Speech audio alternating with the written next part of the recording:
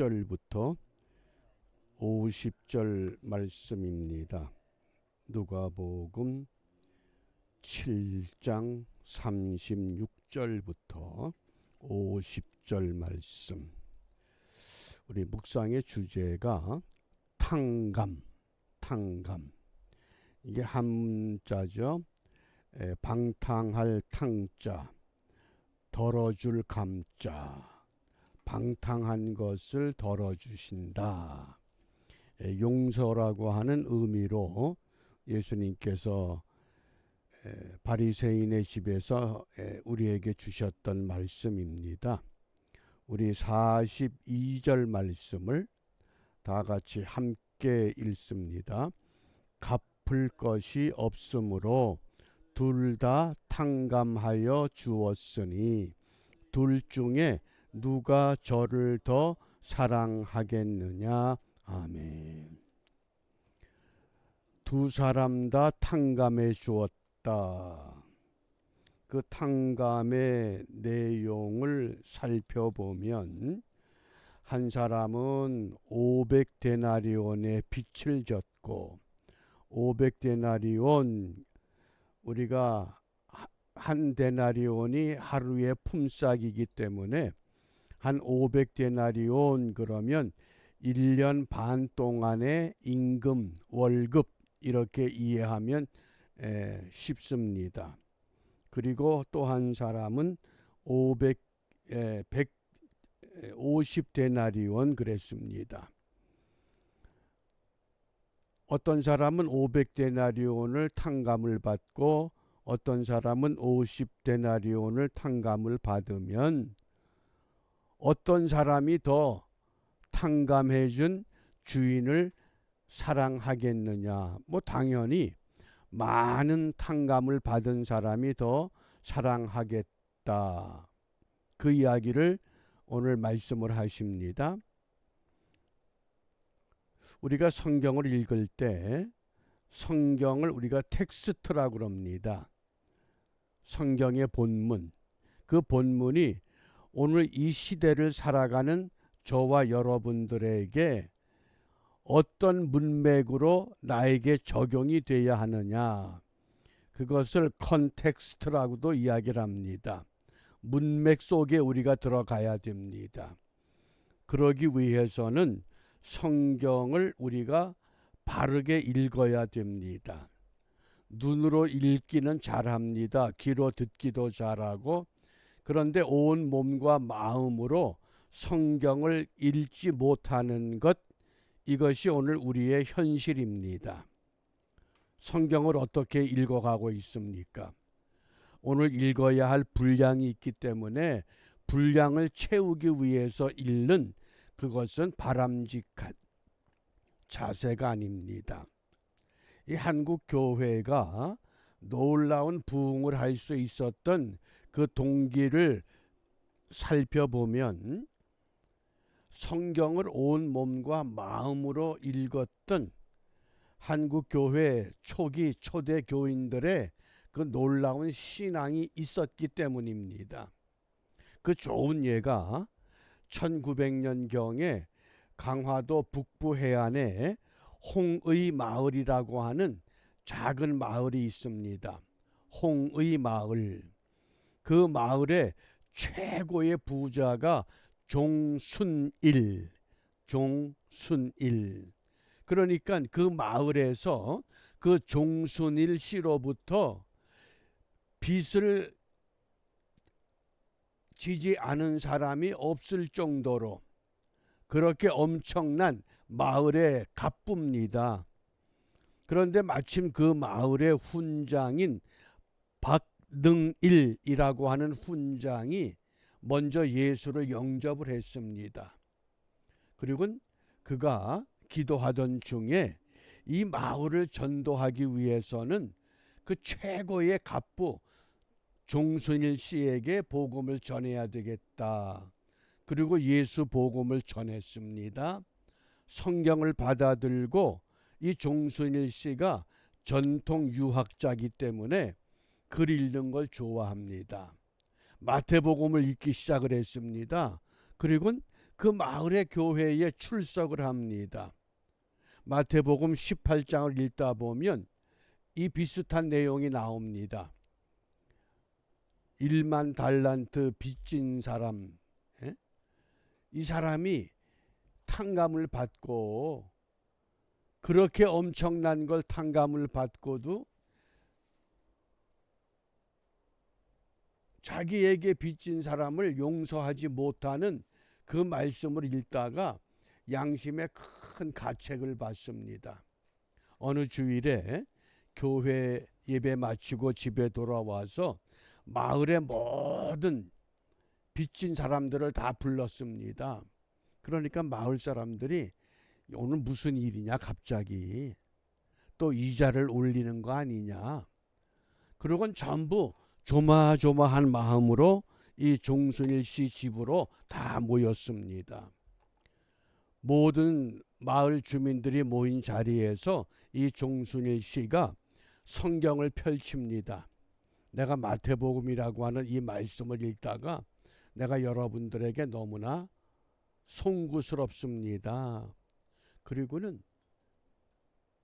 그 빚 문서를 전부 그 사람들 앞에서 다 찢어서 불에 태워버립니다. 여러분들 이제 나한테 빚 갚지 마십시오. 왜? 하나님은 나를 1만 달란트의 빚을 탕감해 주셨는데 여러분들의 그 빚을 내가 탕감해 주지 않으면 나는 예수 믿을 자격이 없습니다.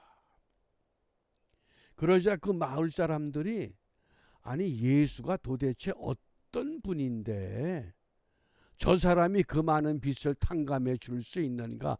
그럼 우리도 교회 다녀야지.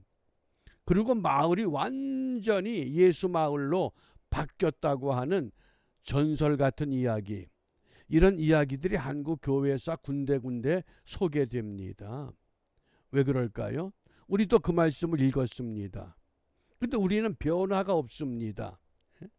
우리가 찬송은 나의 모든 것 변하고, 그런데 변하질 않거든요.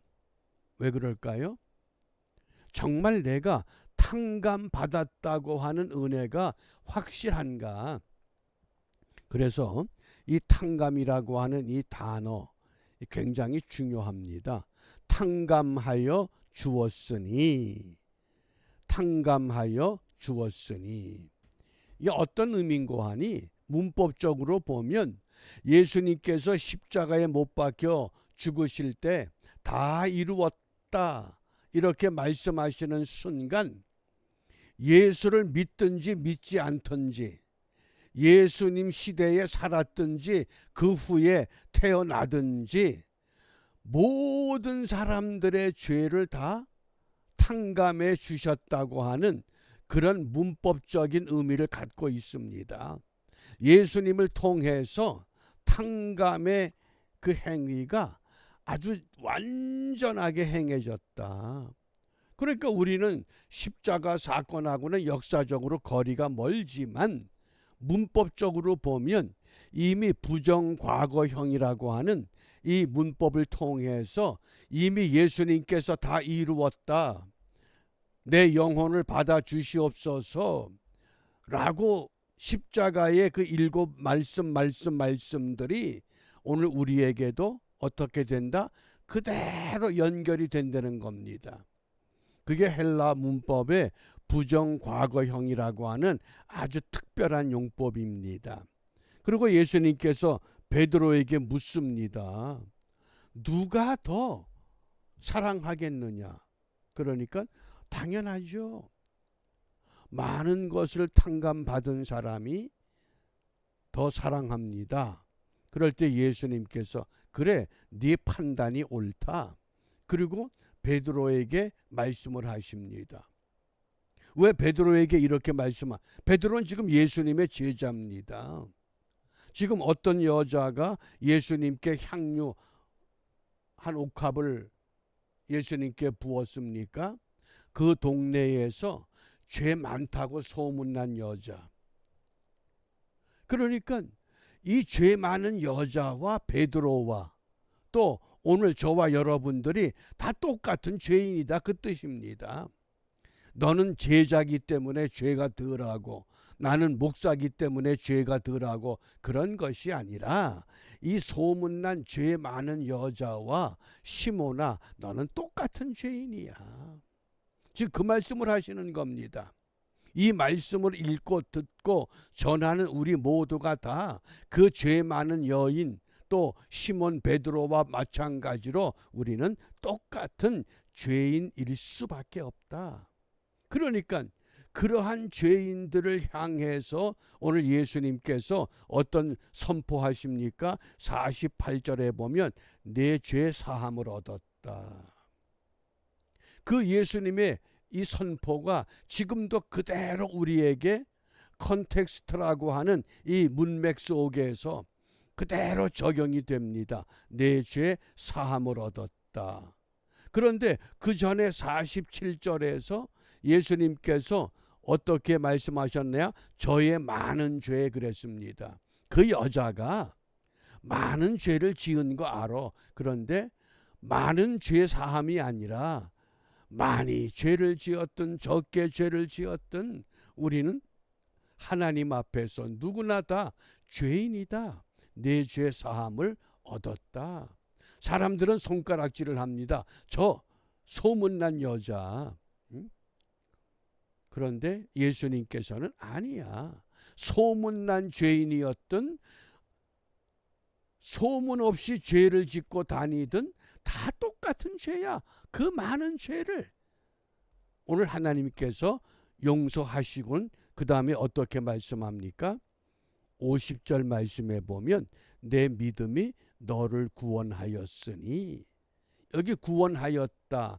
이건 또 문법적으로 완료형입니다. 이 완료형이라고 하는 것은 어떤 의미인고 하니 예수님께서 내 믿음이 너를 구원하였으니 평안히 가라. 이때부터 시작해서 지금까지 계속해서 부정과거형은 예수님께서 십자가를 지신 그 사건부터 지금까지 계속 진행되고 있습니다.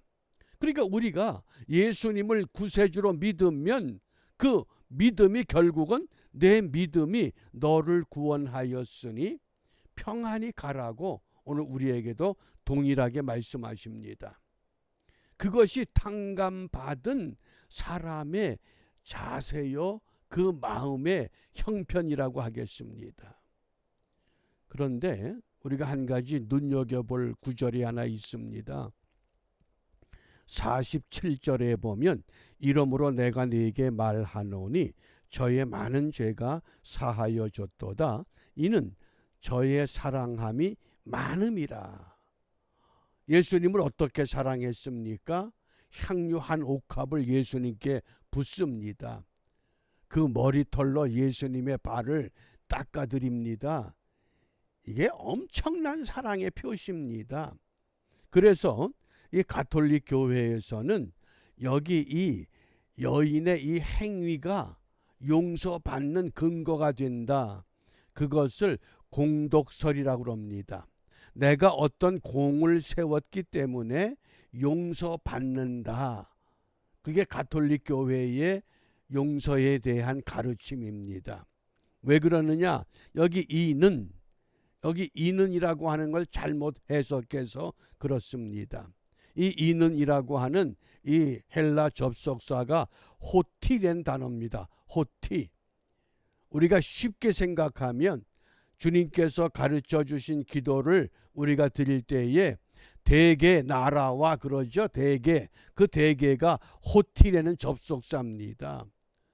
앞의 문장과 뒤의 문장을 새롭게 연결시켜주는 역할, 그게 접속사입니다.